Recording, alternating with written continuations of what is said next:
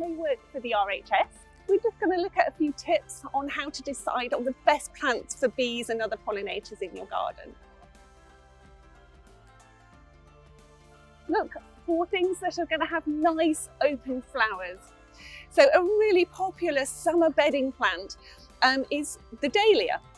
But look, here we have that very open centre, and the bumblebees especially will really home in on this one.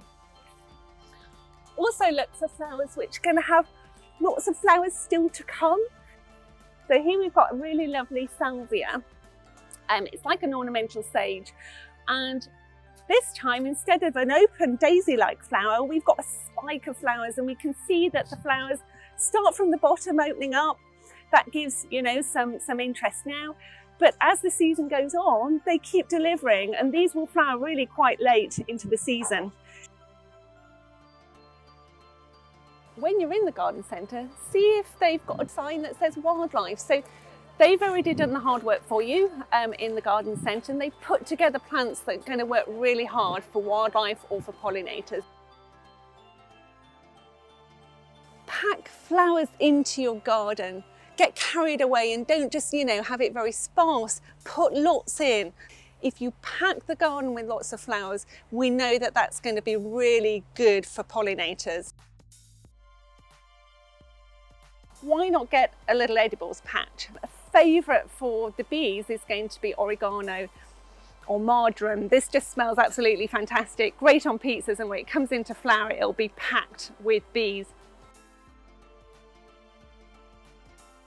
Most lawns are not made purely of grass. Often they contain things like dandelions, which are a really early source of pollen for bees.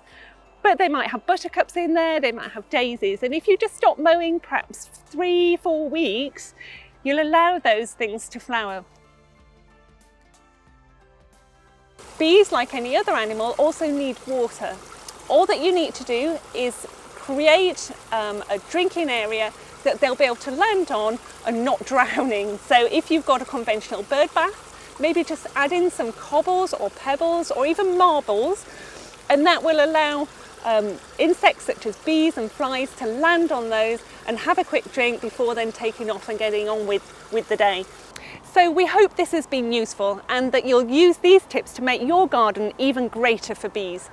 If you'd like any more information on how you can help bees, head over to the Bees Needs website.